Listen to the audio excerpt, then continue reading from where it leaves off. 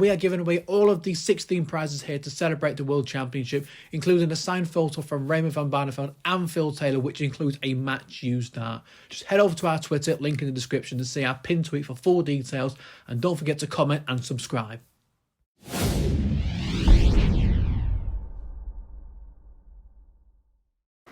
Michael, congratulations. That was a hard-fought victory. How are you feeling after today? Tired.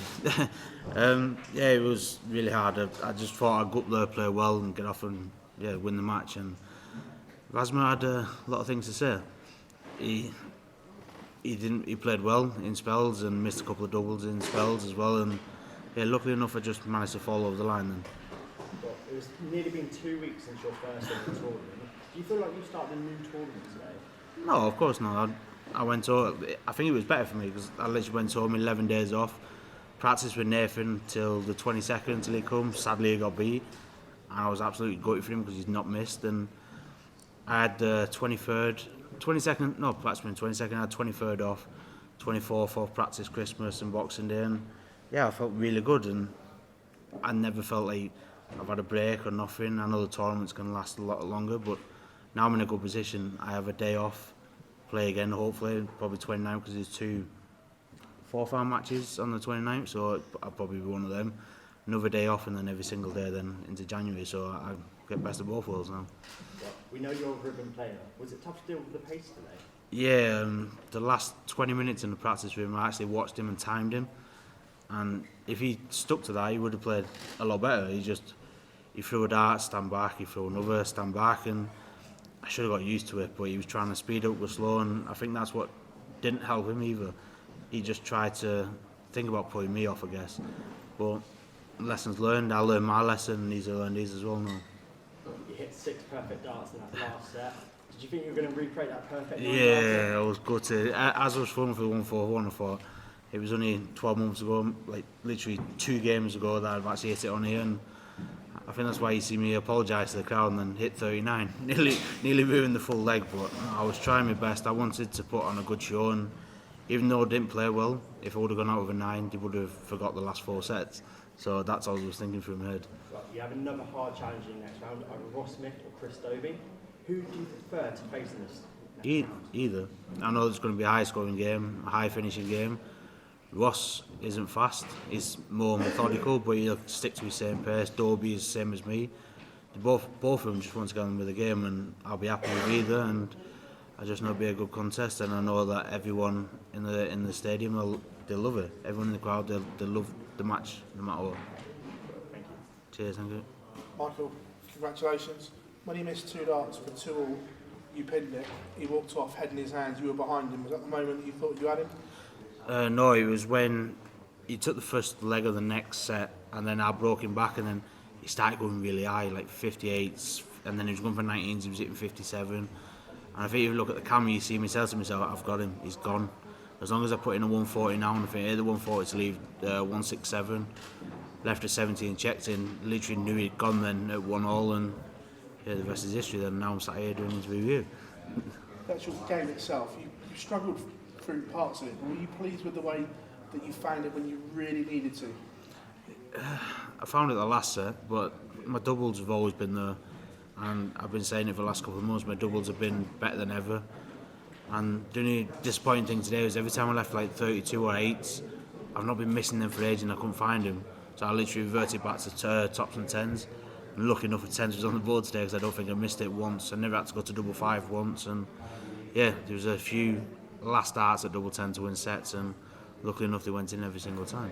So like the 8s and 16s, has that been a conscious decision for you to change, use that part of the board more? Yeah, I've always been stubborn at what I like, so just throwing at 8s and 16s was trying to separate my practice going from them to this.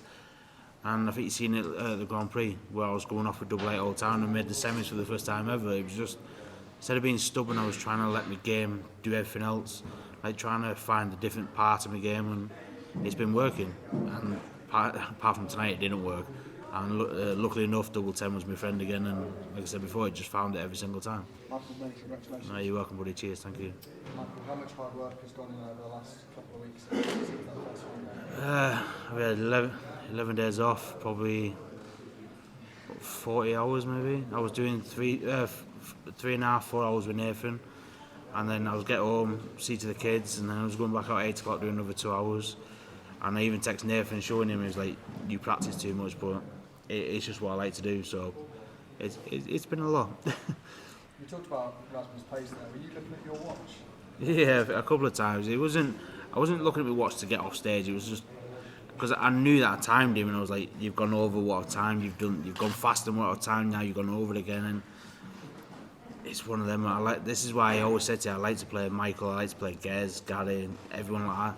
It's just get on with the game, and that was Razma's biggest downfall. And he thought about too much of my pace, I think, and it didn't serve him well in the end.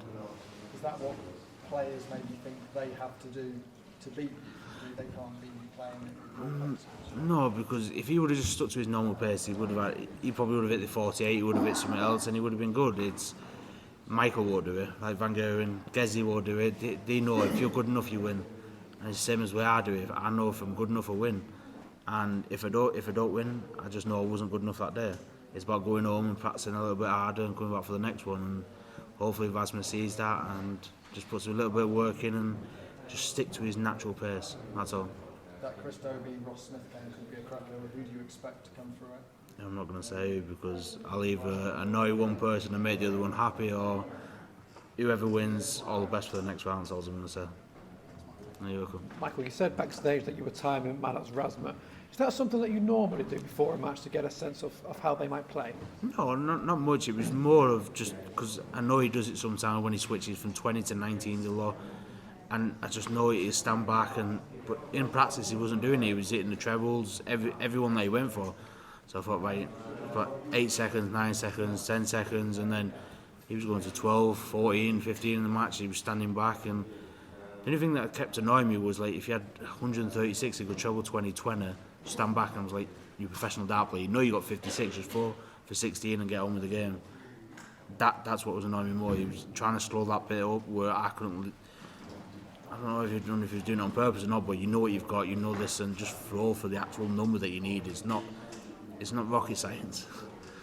You said that it annoyed you a bit. Do you think more players may try that again in the future against you?